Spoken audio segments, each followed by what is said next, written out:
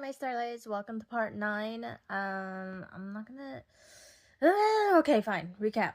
First video is how I saw a shaman that introduced me to dragons when I was in spiritual. Second video is a short meditation to meet your dragons. I met my first 2 dragons. Third video is how I finally got to talk and channel my dragons. That led me to my 3rd dragon.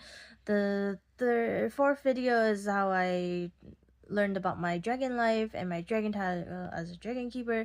And then the 5th, 6th, 7th, 8th, 9 video is about me meeting with my 4th and 5th dragon, and now we're talking about how I'm working with my dragons. And I knew to protect myself beforehand. When I told you, I knew what was going on with her, and I knew that I wanted to protect myself. I don't want any of that energy to come onto me and stuff. So, I felt the heaviness on my chest, and I was alerted, right? And then my dragons came through.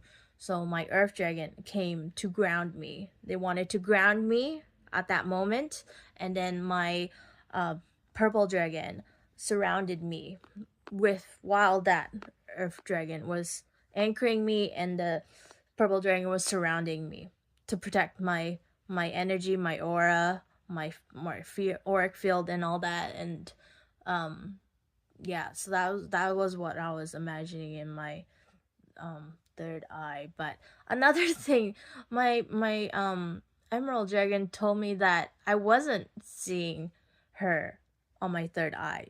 My emerald dragon told me that I was just remembering.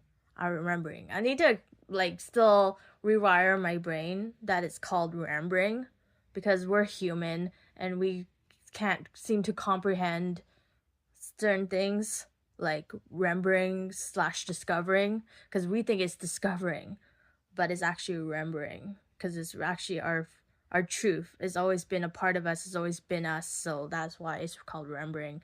It's not discovering, because it's not a new thing to us. It's always been a part of us. So that's why it's called remembering.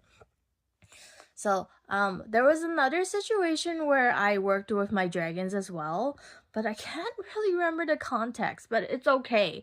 Remember I was telling you I should be a bit of a perfectionist and I really want to give you every detail, but I don't really have to give you every detail. And the thing is, the thing about spirituality is it's all about feelings and frequencies and emotions and shapes and colors and stuff.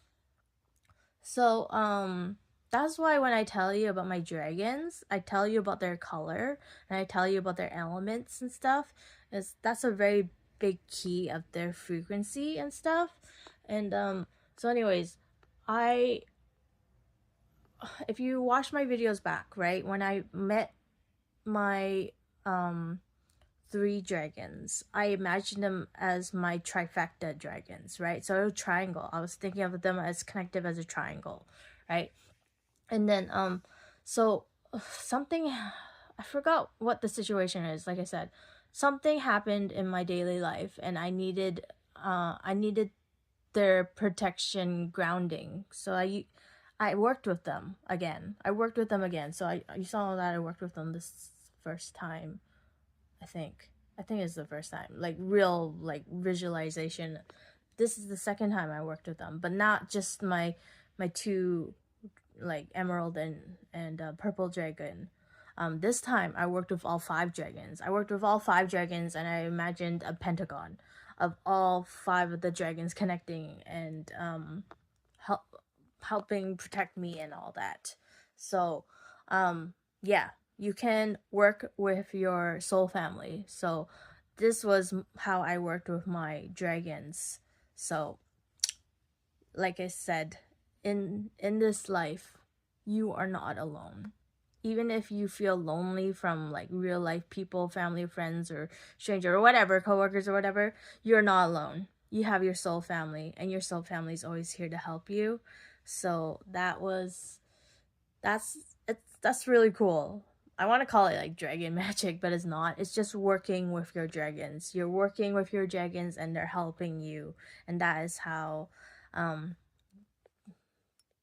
they help. But it's very interesting. It's very interesting discovering and seeing their dragon, my dragons,